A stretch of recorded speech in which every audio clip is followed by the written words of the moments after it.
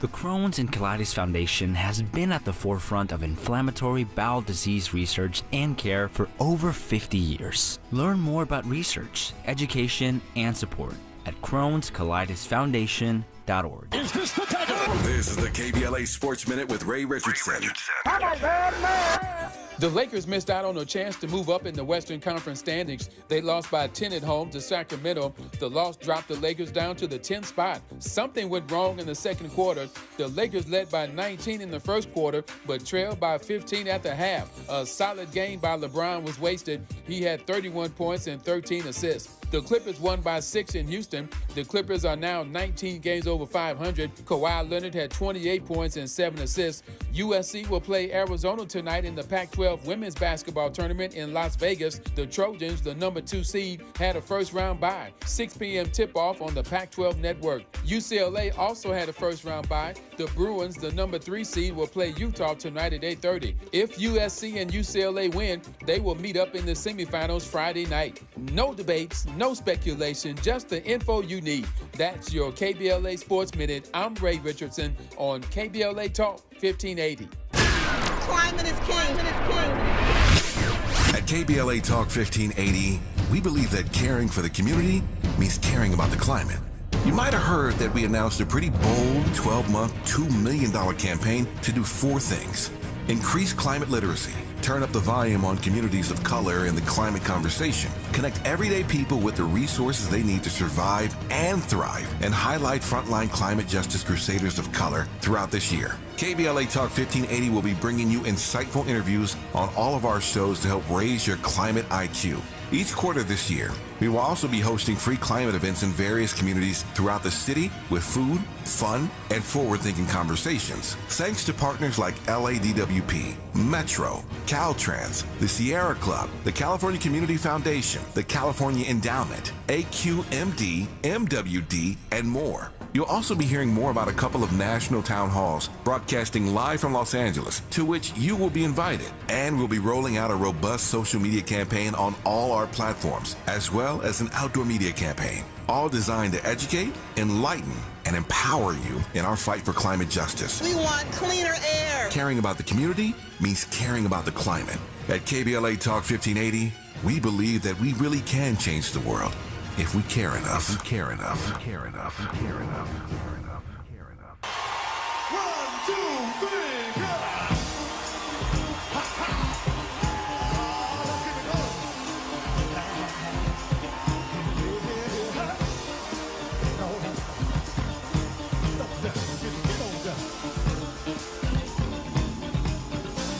I'm gonna try to keep it coming. Things ain't always smooth. Oh, wait. But I'll be alright as long as I can find the groove. Yes, I will. Yeah. Somehow I know that I can make it. You seem to like my style. Don't you worry, I'm gonna be around a while. Yes, I will. I'm just happy to see you talk to me back in style again. Live from historic Leimert Park in Los Angeles, California, I'm Tavis Smiley, and I'm so glad to see you and me back in stride again.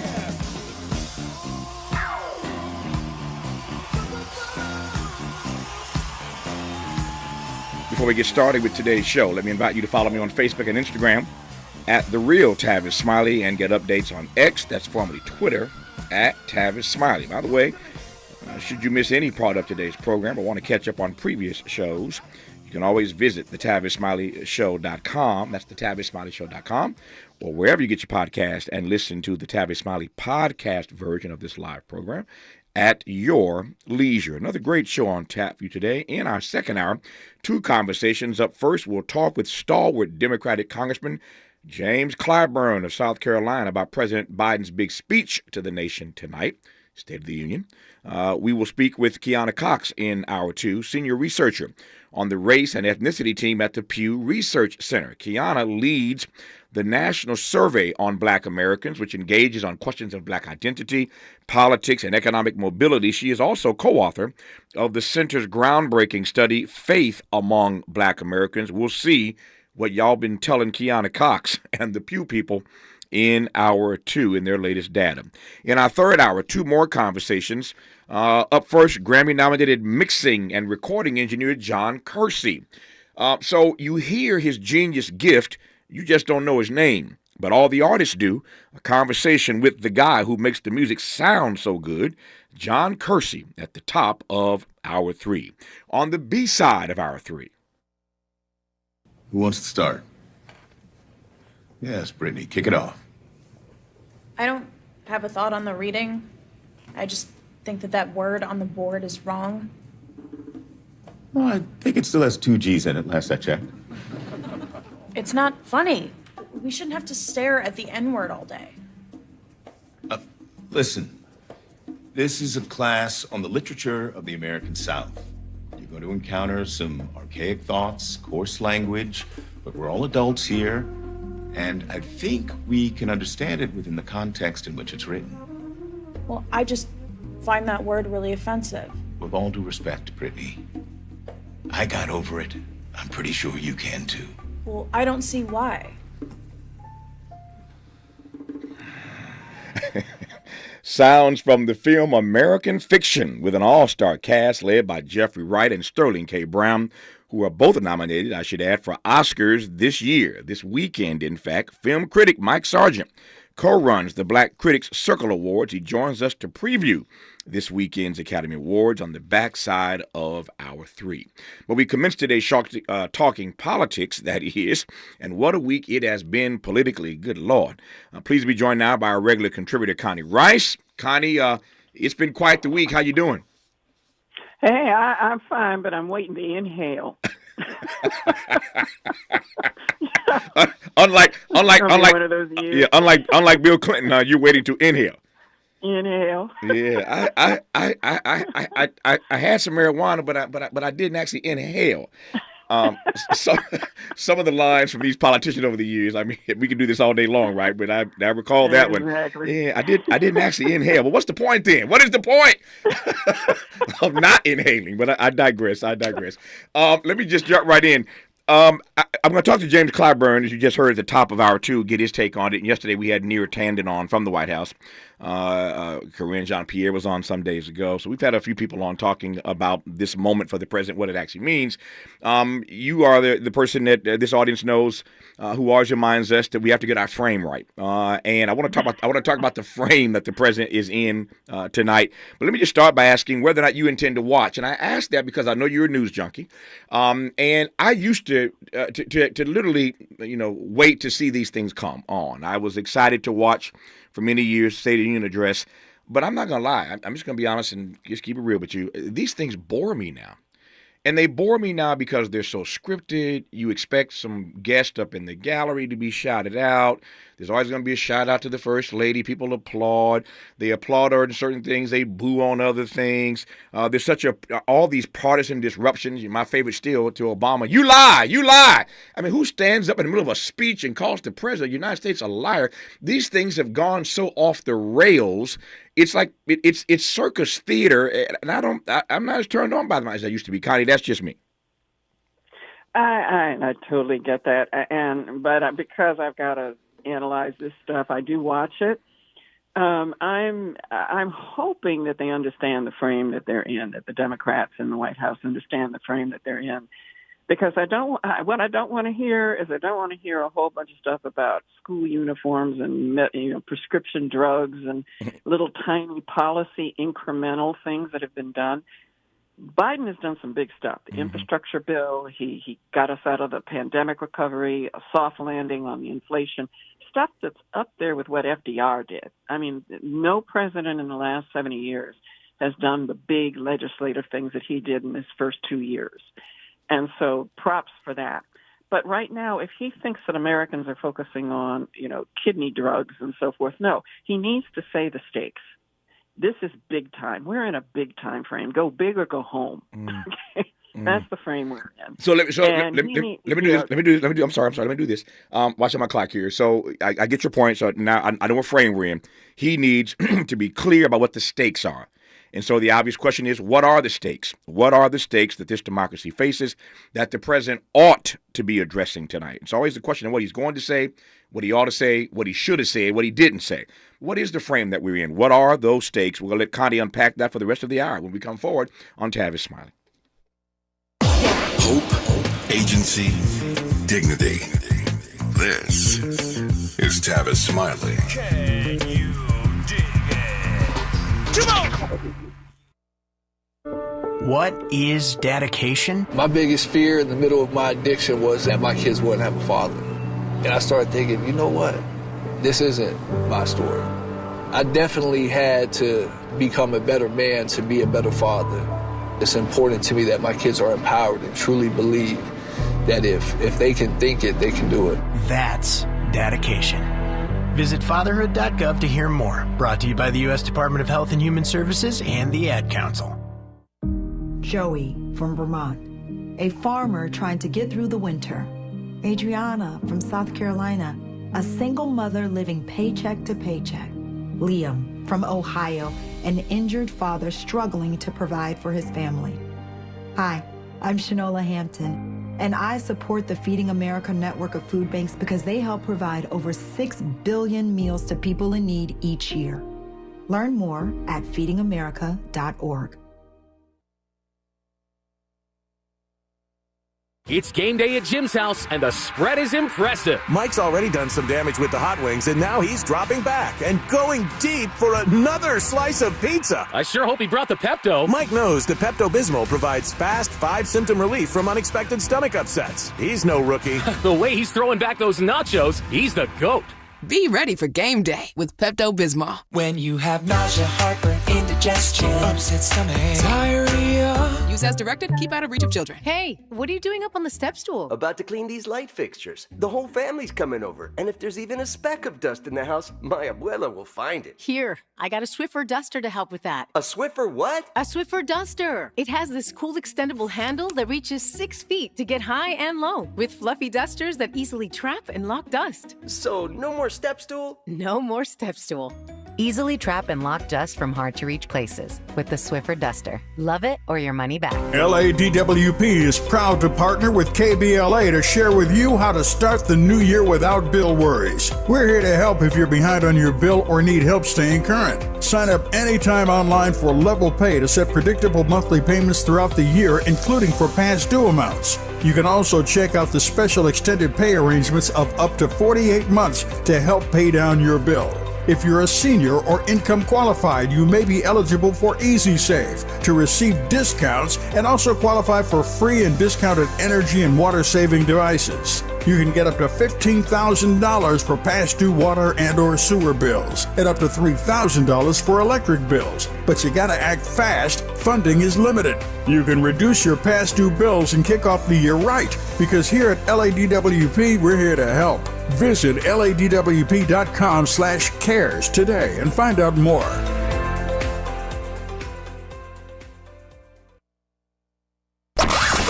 He's rooting for everybody black. Everybody black. More of Tavis Smiley coming your way right now. Yeah. I'm rooting for everybody black, and I'm rooting for Joe Biden. I'm rooting for Joe Biden to have some sort of moment. I was just saying to a colleague, whatever happens in this campaign that might push him over the edge, it ain't going to be because he gave a great speech. That ain't going to be the answer. That is not the answer to the prayer. I digress. Connie Rice, you were just saying that the frame that the Democrats are in, and the frame that the president is in tonight, they need to be abundantly clear about. And your point is that he needs to be clear about what the stakes are. So what are the stakes? The stakes couldn't be higher. The stakes are constitutional democracy. There's a war on democracy. There's a war on women. There's a war on people of color and young people. There's a war on the truth that's been unanswered. He needs to get to the actual big game here. This election is going to be more consequential to young people's futures. And to Tavis, you and I don't have that far to go. We're not in the winter of our years. We're approaching fall. Wow. Okay. Wow. You know, we got more in the rear view mirror than That is ahead. true. That is okay? true. That is true. Okay? That is true. Let's just be honest. Yes, be honest. We're in the frame is reality. Okay? There's also a war on reality, right? Yeah. True that. Yeah. Yeah. So what you're talking about is you've got a choice between somebody who says he wants to end the Constitution, twice impeached, 4 times criminally indicted, civilly adjudicated for rape and fraud. He stole nuclear secrets, fomented violent insurrection, and he wants to end all the prosecutions against him. So here you have somebody who's a clear threat to national security and to the democracy. And what are we focused on? We're focused on the fact that the other candidate looks too old. Mm-hmm. So there's something else he's got to do tonight. The presidency is about big stakes because it's the most powerful position in the world, and it heads the most important country in the world. So that's one set of the political stakes. But the presidency is also a performance. Mm-hmm. People are looking at his performance. He feels and looks old. He can't help that. But what he can do through his performance tonight is put to bed all this nonsense about focusing on him missing a word here and there versus his opponent who can't remember what his second wife looks like and thinks he ran against Obama. You know, Trump looks to me like he's had a stroke. Biden looks old to me, but he's coherent. He's leading the European Union to expand NATO on the international stage, even though he's messing up Gaza big time. On the international stage, he still knows everything you want a leader to know. So I don't have any doubts about Biden's mental firmament. I think still has a good brain. Yeah. Trump never did have a brain. Mm-hmm. So, but we're focusing on performance tonight is he has to look strong. We need to see dark Brandon. We need to see the badass Biden, who took on the Republicans last year. Remember last year's State of the Union address where they started shouting liar and all this other stuff and booing him. And he said, okay, let's have it on. He did an in-time debate with them and shut them down by saying, okay, now I've boxed you into supporting Social Security and Medicare. Those are off the table for cuts. Thank you very much. Took about everybody across the country cheered because he showed right then and there, I'm not only up to this, I can do it in real time and don't need a script. He needs to have a moment like that. He needs to show the country, look, I may be old, but I've got my game, I'm on it, and I'm fighting for this democracy. Yeah. You said a few things I want to unpack right quick. Let me just start with the latter about the age. The president has not called me to ask me for my advice on this issue, but were he to call me, I would tell him to take the issue head on. I think dancing around this, the big elephant in the room, the obvious, is not a wise strategy. He has a great line he's used many times when it comes to Trump. He says, compare me to the alternative, not to the almighty. I love that line. Compare me to the alternative, not the almighty. It's a great line. But I have not seen as yet him go as hard as I want to see him go on the age thing. You just went really hard. You didn't hide. You didn't tiptoe around it. You went directly at the age thing. And I think he ought to do that. And why he hasn't done that is an anathema to me, because everybody's talking about it. I mean, you saw the poll that came out earlier this week from the New York Times and CNN College that a majority, get this now, a majority of his 2022 voters now believe that he is too old to be effective. I was just saying to somebody the same thing you said moments ago, that he can't do anything about the way he looks, the way he walks. He is an 81-year-old man. I know a lot of spry 81-year-olds. He's just an old 81. So it's not that his mind doesn't work, but it's all it's the aesthetics of what we see. But I think, given that, he ought to take that head on. Why doesn't he do that? Because I think he's getting conflicting advice from his advisors, some of whom know what they're doing, but many of them don't. I mean, Connie, I'm sorry, Connie. This thought just came to me. You remember that great line from Ronald Reagan years ago when Reagan said Reagan was old then. Exactly. Reagan said, I won't hold your youth and inexperience against you if you don't hold my age against me. So he can't use that line with Donald Trump because Donald Trump is almost 80 himself. But he can find a way with a great line, with a great couple paragraphs. He can find a way to take that age issue on. Just put that sucker to bed. Just take it on directly. And I don't know why he won't do it. He has to take it on directly tonight in a speech and with one line like that. That's one plan of attack. But the other is you have to manage him better. Mm-hmm. You know, if when I work for someone who's that old, I'm saying, okay, I have to put what's really strong about him or her up front and have that on camera. You don't exhaust him. Mm-hmm. You don't make him do press conferences after a 17-hour flight from the Middle East. Mm-hmm. You have to manage him. You don't overtax him. When you are that old, Tavis, what you have is wisdom. Mm-hmm. What you have, you can't remember folks' names, from 50 years ago and who the name of the president of Turkey, but you know where Turkey is and you know what Turkey means to the EU and to your global strategy, right? You don't need to know the name of it. Trump couldn't find Turkey, on a with map. a Geiger counter on a map, okay? So he doesn't even know what Turkey is. He thinks it's a dinner. Mm-hmm. So, when you're 80 and you're intact, which is what Biden is, he's 80 and his brain is intact. What you have to emphasize is that at that age, what you have is synthesis, you have strategic vision, and you have wisdom. Yeah. Because of all of the accumulated years. That's why he knows what he's doing internationally. So, you've got to show that, and you've also got to translate it to people's problems. He's got to stop defending. Look, I landed the plane with a soft landing on inflation. I got us out of the pandemic.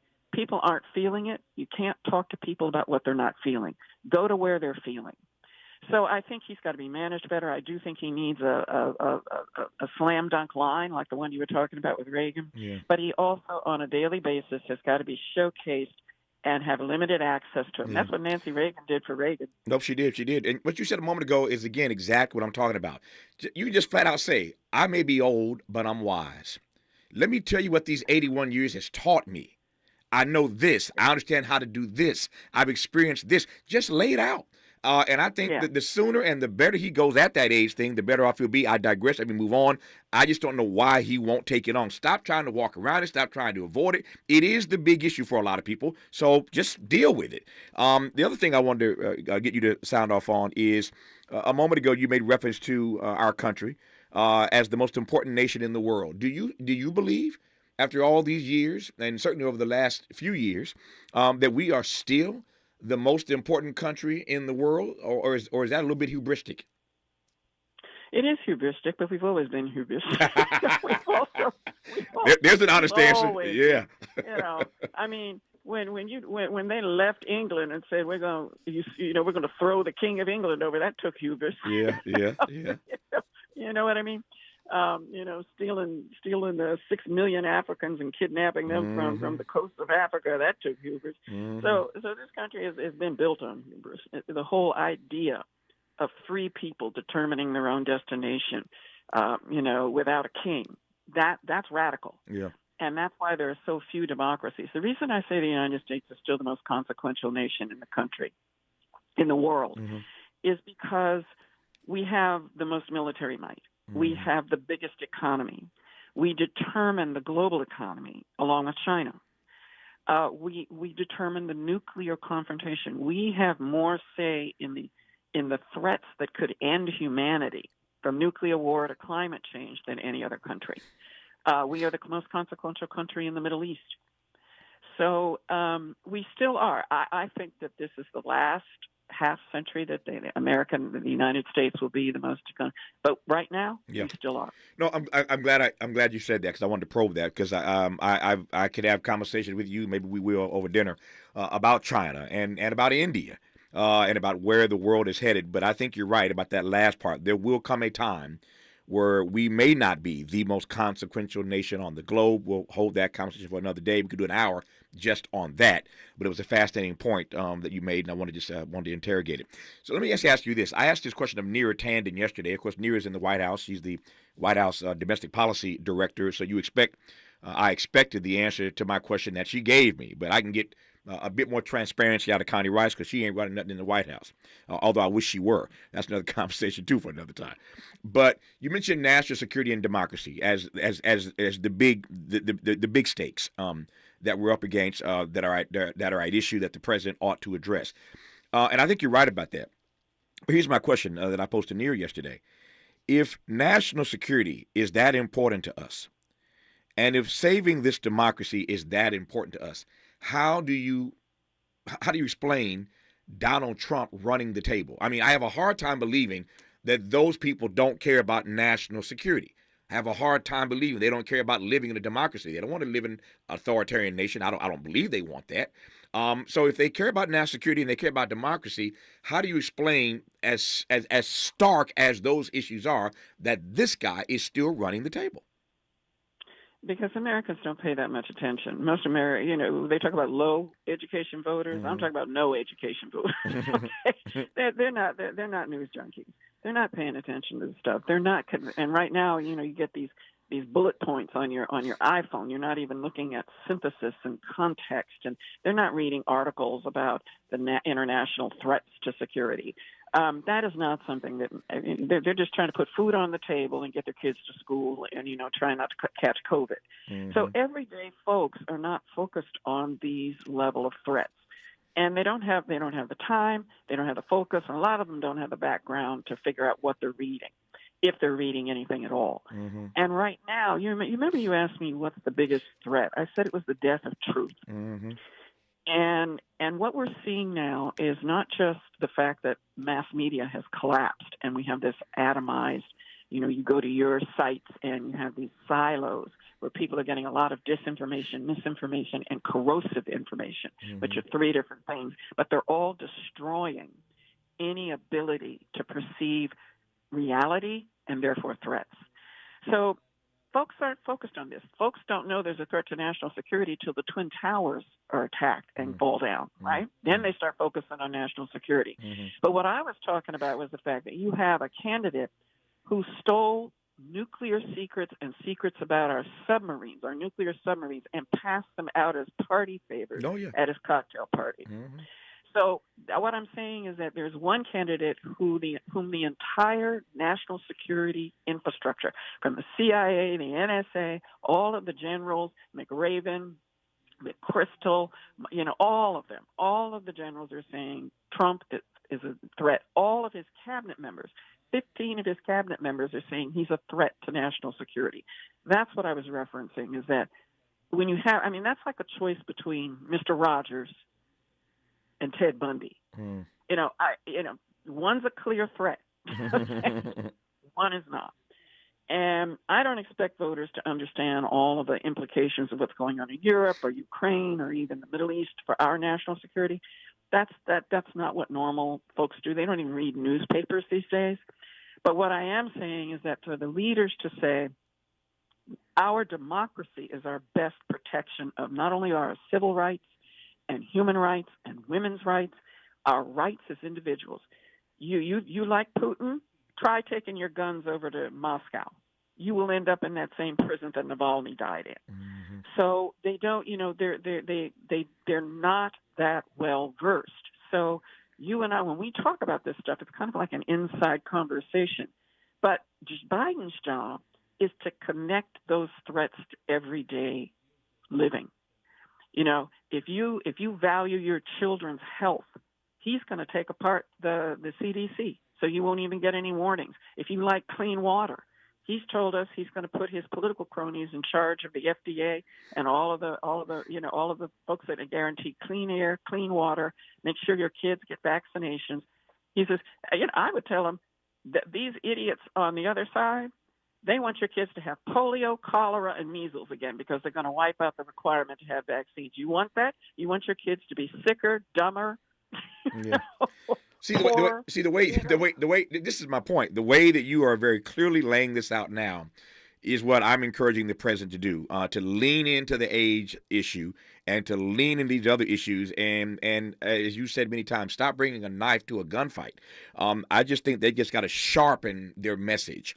And the messenger isn't the best messenger. He ain't MLK. He ain't even Obama. He's not the best messenger. But they do have a message. They just need to sharpen it.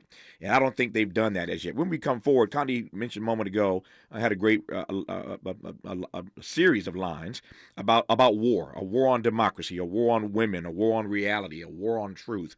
And this might get a bit philosophical, and I'm okay with that. But when we come forward, I want to probe this notion of how the war on truth that is only going to get worse. The first casualty in any war is always the truth, right? That's the first casualty. So this war on truth, how is that going to play itself out in this race this year? More with Connie Rice when we come forward on Tavis Smiley. What's your quarrel with the world? You're listening to Tavis Smiley. If you're like me, 60 and retired, making ends meet, especially here at the supermarket and drugstore, is tough. I'm so blessed to have found benefitscheckup.org. It's a free and confidential website from the National Council on Aging that connected me to $1,200 a year in programs that help pay for food, medicine, utilities, and more. Maybe it can help you. benefitscheckup.org. My daughter was diagnosed with a rare malignant rhabdoid tumor on the spine. They sent her straight to St. Jude. My hope was gone. But when you get there, everyone's like, hey, we're not going to give up. And when you see other people not giving up on your child, that makes all the difference in the world. When I found out I didn't have to pay, I was just grateful. They saved my baby's life. Finding cures, saving children.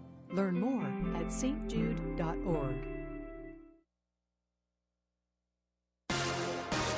I'm Mike Moore. Here's the latest from the Black Information Network. The State Pardons and Parole Board voted today to deny clemency for death row inmate Michael Smith, who was convicted of 2 separate murders in Oklahoma City on the same day in 2002. Smith, who is African American, told the board through a video hookup he didn't commit the crimes. In tearful remarks, he said his confession was inconsistent and that he was hallucinating and that he doesn't remember anything. He is scheduled to be executed on April 4th.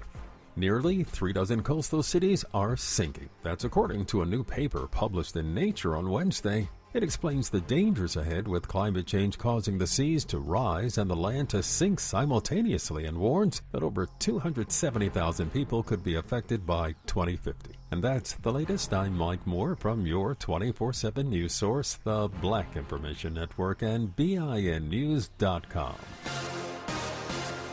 The Crohn's and Colitis Foundation has been at the forefront of inflammatory bowel disease research and care for over 50 years. Learn more about research, education, and support at Crohn'sColitisFoundation.org. This is the KBLA Sports Minute with Ray Richardson. The Lakers missed out on a chance to move up in the Western Conference standings. They lost by 10 at home to Sacramento. The loss dropped the Lakers down to the 10th spot. Something went wrong in the second quarter. The Lakers led by 19 in the first quarter, but trailed by 15 at the half. A solid game by LeBron was wasted. He had 31 points and 13 assists. The Clippers won by 6 in Houston. The Clippers are now 19 games over 500. Kawhi Leonard had 28 points and 7 assists. USC will play Arizona tonight in the Pac-12 women's basketball tournament in Las Vegas. The Trojans, the number 2 seed, had a first-round bye. 6 p.m. tip-off on the Pac-12 network. UCLA also had a first-round bye. The Bruins, the number 3 seed, will play Utah tonight at 8:30. If USC and UCLA win, they will meet up in the semifinals Friday night. No debates, no speculation, just the info you need. That's your KBLA Sports Minute. I'm Ray Richardson on KBLA Talk 1580. We've got a lot to talk about. Hi, I'm Zoe Williams, a.k.a. the voice of reason, encouraging you to join me weekdays from 7 to 9 p.m. for the world's most intriguing relationship radio roundtable. Every night, I facilitate and encourage our loyal listeners to participate in the most engaging relationship discussions you'll hear anywhere. So make it a point to rendezvous with me, Zoe Williams, the voice of reason, Monday through Friday, 7 to 9 p.m. Pacific Standard Time. Trust me, your relationships will never be the same. The VOR is on fire tonight. Unapologetically progressive. KBLA Talk 1580. We've got your black. If we're the ones disproportionately impacted by these climate catastrophes, why should we be silent? Turning up the volume all year long on the climate conversation for KBLA Talk 1580. Savings. Now that's speaking the Lowe's language. And with My Lowe's Rewards, your savings just keep coming with members-only offers. Learn more about the new loyalty program at Lowes.com/MyLowe'sRewards. Subject to terms and conditions, see Lowes.com/terms for I details. spray and scrub, but the soap scum in my bathtub is still there. I spray and scrub, but the burnt sauce on my stovetop sticks around. Sprays can leave grime behind, but new Mr. Clean Ultra Foamy Magic Eraser combines the scrubbing power of an eraser with the cleaning power of Dawn to melt away tough messes on contact. Just wet, squeeze, and erase. Stop spraying, start erasing, and clean with more magic than ever with new Ultra Foamy Magic Eraser. Mr. Clean, Mr. Clean. Sometimes we lose, sometimes we win. Sometimes we try to fit it all in. Sometimes we don't know what's in store. Sometimes we find what we're looking for. Sometimes we're rolling easy and free. Sometimes 1 and 1 makes 3. So much to love along this ride. That's why Nationwide is on your side. Nationwide Mutual Insurance Company and Affiliates, Columbus, Ohio. More honesty than you can handle. More empowerment than you can imagine. You're tuned in to Tavis Smiley. So, Connie, I've already decided the first thing I'm going to do when I get off the air today is to send the podcast link of this program to the president. I'm gonna make sure that I'm gonna call Corinne. I'm gonna call Kamala. I'm gonna call a few people and call Neera, who was on yesterday, and send this to the White House and just give the president our unvarnished advice, although he didn't ask for it, unsolicited though it may be. He needs to hear it because he needs to lean in and just get more aggressive on these issues. I digress on that for now. But you mentioned something earlier that is, again, a bit philosophical, but I want to probe it because who better to do it with than you? This notion of that we are and have been for quite some time now on a war, or engaged in or witnessing certainly a war on truth. And when you consider who the combatants are this time around, we know this is a sequel between Biden and Trump. By the 19th of March, Trump will be done locking down all his delegates. Biden's got a little farther to go. But at this point, Nikki Haley is out. She did not endorse Trump like everybody else did when they got out. But we know the race is now locked and loaded. This thing is set. So, again, to use Connie's we know the frame that we're in terms of who the combatants are going to be. But you consider that, and then consider that we are increasingly every day witnessing a war on truth, a war on reality. That's combustible. So tell me how you think this war on truth, this war on reality is going to play itself out in this particular race for the White House. Well, Tavis, let me define a couple of things first. Sure. What I'm talking about is just basic, objectively verifiable facts. Right. Okay? Water is wet. That's an objectively verifiable fact. Yeah. Okay? These folks are saying water ain't wet. You know, we can decide whether water is wet or not. Yeah. So that's the level I'm talking. I'm not talking about just take African American history. The country was founded on some very great idealistic, aspirational goals of freedom and equality and so forth.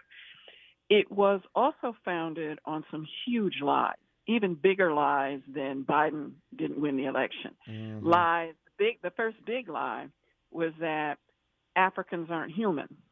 Mm-hmm. Another big lie was that this country wasn't populated by anybody when the Europeans got here. Mm-hmm. Native Americans have been here for 5,000 years. Mm-hmm. So those big lies are woven into our history. There are also some very big truths. I'm not talking about that level. I'm talking about looking at an apple and calling it an apple. Mm-hmm. We aren't even agreeing that what we're looking at, this round red fruit, is an apple. Once that happens, you can't even agree on objectively verifiable facts because one side has decided that acknowledging reality doesn't work for them. Mm-hmm. They can't acknowledge they've lost an election. Objectively verifiable loss, they don't accept it. So what they've decided is that democracy doesn't work for us anymore, so we're against democracy. Facts don't work for us. When facts don't work for us, we just deny them. And when you have that level of war on truth, that's the level we're talking about, then you can't have a democracy, because a democracy is based on a rational reason system where you look at agreed on facts. You can disagree about the implications of those facts. You can disagree about the policies to address those facts, but you do agree on the facts. Juries, they have to agree on the facts presented in a court. Mm-hmm. You know, this is a gun. It was fired. Someone died. If you can't at that level, if you won't even look at reality, we're fighting over alternate realities. There's Earth 1 and there's Earth 2. On Earth 1, there are objectively verifiable facts and water is wet. On Earth 2, there are no facts unless they work for you, and water is not wet. So that when you have that, you're talking about taking the floor out from under democratic systems. Yeah, I'm writing down this line you just uttered, which jumped out at me. There are no facts unless they work for you. That's the frame that we're in. That unless the facts work for you, then they're not really facts for you. As you recall, during the Trump era, that phrase "alternative facts," as if something like that actually exists. But my concern is your concern, that the truth is what each of us determines it to be.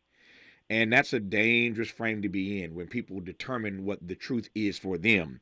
And the facts are only facts if they work for you. But sadly, that is becoming much more entrenched in our society as the way we move. And then when you consider on top of that, as I've said before, that people have become, they've moved from being skeptical to being cynical. Everybody is a cynic.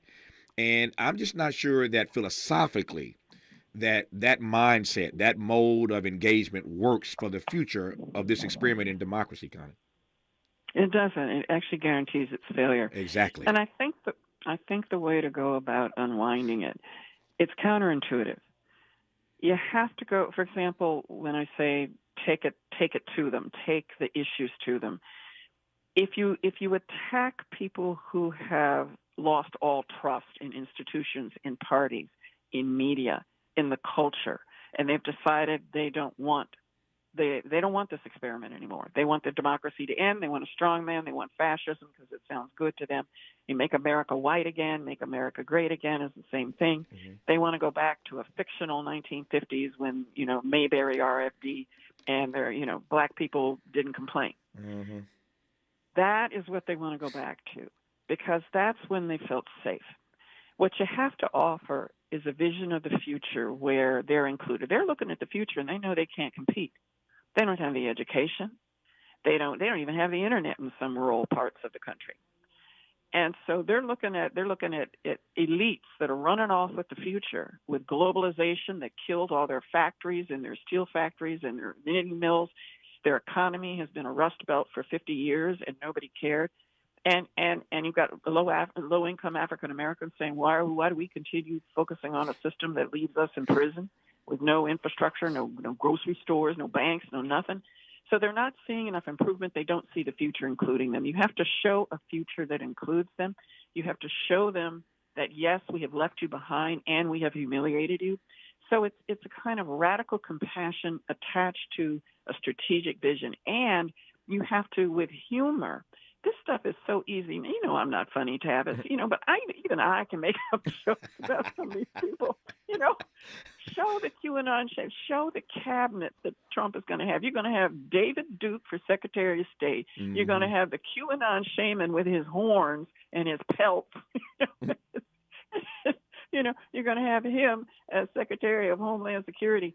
Just show all of the folks that he has. He has supper parties. You're going to have a neo-Nazi Fuentes as head of HUD. just show the clown show. This is a freak show and a clown show. These folks are so extreme. You know, there's so many jokes you can make. Just hire Jon Stewart or hire Chris Rock to write your lines. Go after them with humor that isn't mean, but it's just real. You know what I mean? Nope. That way you deflate them. You take the air out of their ridiculous. So stop pretending this freak show is normal. Nope. You and I are making the same point. We've said it 1,000 different ways in this 1 hour, which is not over yet. Thank God. I got a few more things I want to cover. But he's got to lean in. He's got to go at them. They have to sharpen their message. Right now, they are off message as far as I'm concerned, and it ain't that difficult. Connie's laid it out. I've tried to lay it out, and they got to hope they're listening to somebody. I was joking earlier about. Oh, actually, I wasn't joking about sending the podcast of this conversation to Near and to Corinne Jean-Pierre and my other friends inside the White House. But I just forgot that James Clyburn's coming up top of the hour. In 15 minutes, we're talking to James Clyburn. I'm going to tell him.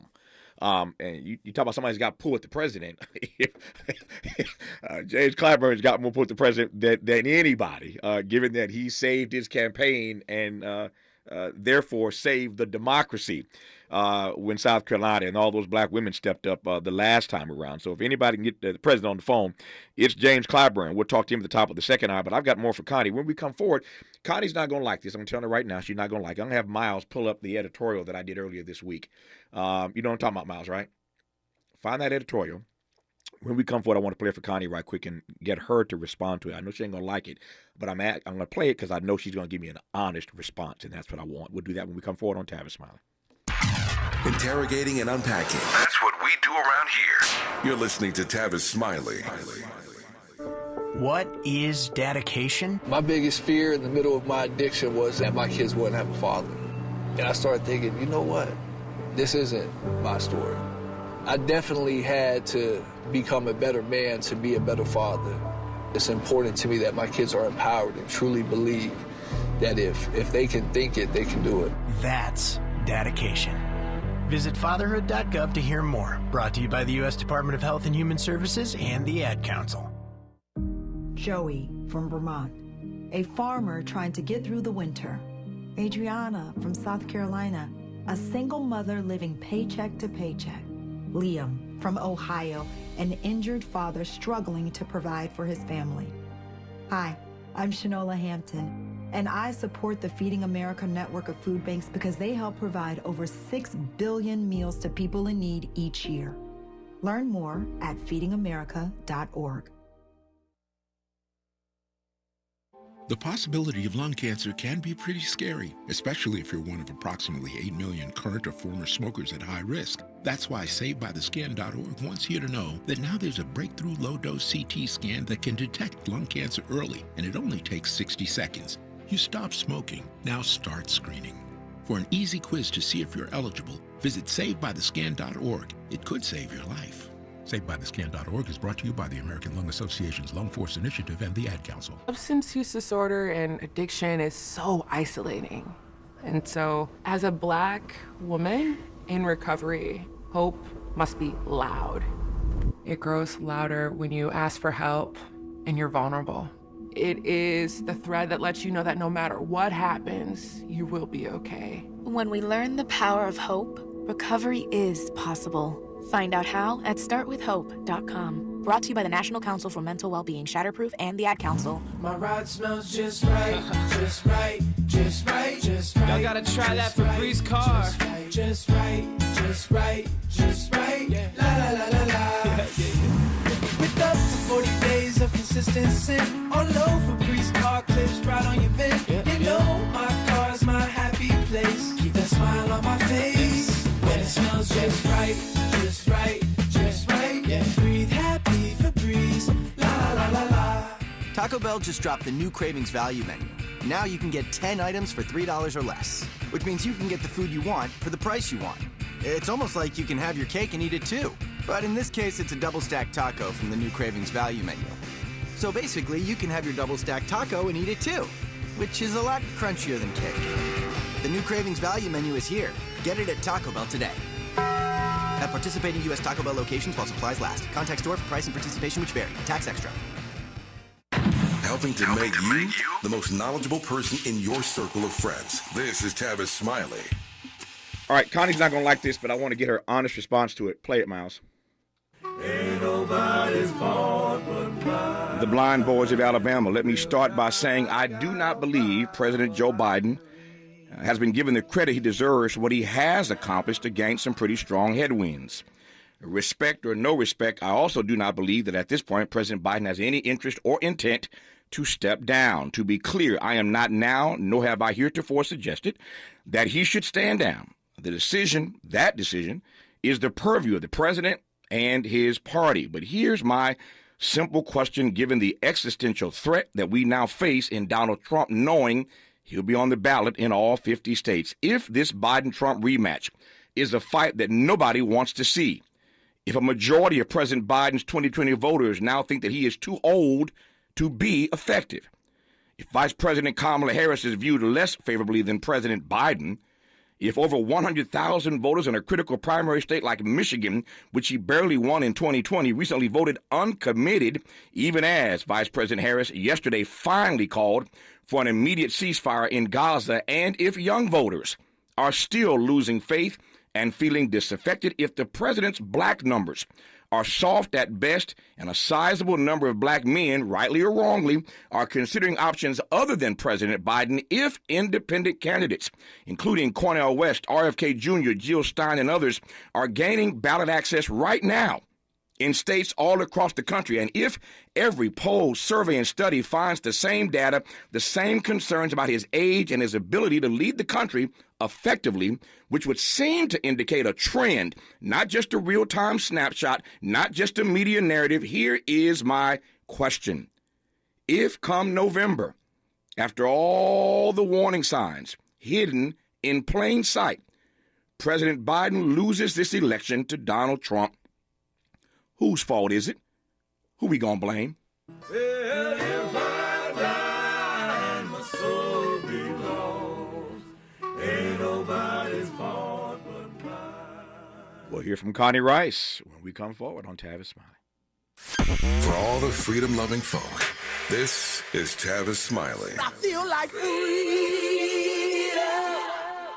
If you're like me, 60 and retired, making ends meet, especially here at the supermarket and drugstore, is tough. I'm so blessed to have found benefitscheckup.org. It's a free and confidential website from the National Council on Aging that connected me to $1,200 a year in programs that help pay for food, medicine, utilities, and more. Maybe it can help you. benefitscheckup.org. My daughter was diagnosed with a rare malignant rhabdoid tumor on the spine. They sent her straight to St. Jude. My hope was gone. But when you get there, everyone's like, hey, we're not going to give up. And when you see other people not giving up on your child, that makes all the difference in the world. When I found out I didn't have to pay, I was just grateful. They saved my baby's life. Finding cures, saving children. Learn more at stjude.org. KBLA Talk 1580. We've got a lot to talk about. KBLA reminds you that when we fight, we win, and we don't black down. LA Community Action Network, or LA CAN, was formed in 1999 when 25 residents of downtown LA came together and acknowledged the problems that existed in their community and made a commitment to do something about those problems, to stand together, organize, and become a force in the community that demands change. Civil rights and preventing the criminalization of poverty are their core projects. In addition, they take on women's rights, the human right to housing, and healthy food access. LA CAN also has projects focused on economic development, civic participation, voter engagement, and community media. While downtown LA remains their home base, with a particular emphasis on the Skid Row community, in 2007, they expanded their housing and healthy food access work into South Central Los Angeles. LA Can believes that power for low-income people and people of color is achieved through a large, active, and well-informed member base that utilizes a multitude of methods to advance their messages and goals. If you'd like to join the Los Angeles Community Action Network and organize people to fight back against oppression, please visit cangress.org. That's cangress.org. This is a community call to action from KBLA Talk 1580. With no fees or minimums and no overdraft fees, banking with Capital One is the easiest decision in the history of decisions. Even easier than choosing Charles Barkley in a pickup game. We'll take Barkley. Ha! First pick. Sorry, kids. Yep, even easier than that. With no fees or minimums and no overdraft fees, is it even a decision? Okay, here's the plan. Pass me the ball every time. This is banking reimagined. What's in your wallet? Terms apply. See CapitalOne.com/bank for details. Capital One NA, member FDIC. Made fresh daily in Leimert Park, Los Angeles, California. You're listening to Tavis Smiley. All right, Connie Rice, you heard the editorial. If Joe Biden loses this election to Donald Trump, my money says on a long list of people and things and places that are going to be blamed, black folk will be first. If these Negroes that turned out in bigger numbers, even though we're the base of the party, that's where it's going to start. But if Biden loses, whose fault is it going to be, Connie? Not clear right now. It could be any number of things because right now we don't know. I think this race has come down to two things. Number one, the realization that these are the two candidates as much as nobody wants that. But because 3 months ago, most focus groups of Democrats said they didn't believe that Trump was going to be the nominee. Mm-hmm. And a lot of Republicans knew that wasn't the guy. I told you it was going to be Biden and Trump. We could have saved ourselves a lot of amphitheaters, a lot of money. They just listened to me, right? Yeah, I told you there wasn't going to be absent an act of God like a stroke or somebody getting hit by a truck. It was going to be Biden and Trump. So that's number one. So we're in that frame right now. It could be a number of folks' faults, a number of dynamics' faults. And there's going, as you said, there's going to be a drop-down menu of blame. Mm-hmm. But here's the thing: even if you agree that Biden shouldn't be the candidate, and if Trump weren't running, I don't think he would have run again. But Trump's running. Mm-hmm. They didn't put the nail, they didn't get enough garlic, and they didn't put the wooden stake through his heart. So he has risen from his coffin, and he is now on the ballot. Biden didn't. He said, I ran to stop a candidate who was a one-man wrecking ball for democracy, and I'm going to do it again. Even if the Democrats have no consensus alternative, there would be a meltdown of the Democratic Party and utter chaos, and they wouldn't even be able to come up with a candidate, and Trump would waltz through. So that fantasy of having an alternative just isn't going to happen. Harris is not strong enough right now. She has not been positioned. She has not been packaged in a way to make her more appealing. And she's got to learn to speak differently to the American people. She's got to break it down and stop talking like a lawyer. Mm-hmm. So she has not been packaged. She's not positioned yet. So it's going to be Biden. It's going to be Trump. But you're right. It may be that this is a question of who loses more of his base. Does Trump lose more of his base, or does Biden lose more of his base? Mm-hmm. The second factor of this race is going to be turnout. The third factor is what new coalition. I don't think young people are coming to Trump to Biden's rescue. I think they're going to stay home. Mm-hmm. If that's the case, in Michigan, Nevada, and Wisconsin and Pennsylvania, states he has to win. If Biden doesn't win Michigan, I don't see how he does it. Mm. It's real close. It's going to be 1% of the vote in 3 states. Mm. Now, that can be made up of women who are furious about, they're now talking about embryos or human beings with full rights. Next, it's going to be sperm's rights. You watch these folks. Yeah. There's going to be no birth control. They're going to declare sperm as human beings. Mm-hmm. So these folks have lost their mind. The extremism may drive Biden's coalition to make up for the lack of youth vote with women, suburban white women. I'll tell you something funny right quick, Connie. I didn't mean to cut you off there. There's a major White House official. I would just call them an official. There's a major White House personality that we are in final talks with about confirming as a guest on this program. And my producers said to me in a meeting yesterday, they want to know when the show starts in Milwaukee. I just announced earlier this week, I'm very grateful, a lot of new stations picking up this program, including stations in New York City. We cracked New York City. Only been in syndication for less than 6 months, right about 6 months, and we have cracked New York City, which means that this program is heard in most of the top 10 markets and elsewhere around this country. But it's hard to do that in a matter of months. It takes years to do that. But we're in New York, we're in LA, we're in Chicago, we're in Philly, we're all across the country. But we just announced earlier this week that we're being picked up on a major station in Milwaukee. And so the White House has been pressing my people about when the program commences, what our start date is in Milwaukee. And I was just kind of not really paying attention. I said, why are they so concerned about Milwaukee? They said, Tavis, you idiot, it's Wisconsin. It's Wisconsin. They said the minute you start in Milwaukee, then they'll confirm this person on the program. So I'll leave it at that. But to your point about these swing states, it's real. Connie, our friend James Clyburn's on the line, and I got to get to him. It's the top of the hour. Thank you for doing this, as always. I love that phrase, a drop-down menu of blame to choose from. You killed me, Connie. I love you. I'll talk to you later. Let me go talk to James Clyburn. Thanks, Connie. Have a great day. Love you back. Take care. All right. Hour 2 of our show commencing with our friend James Clyburn when we come forward.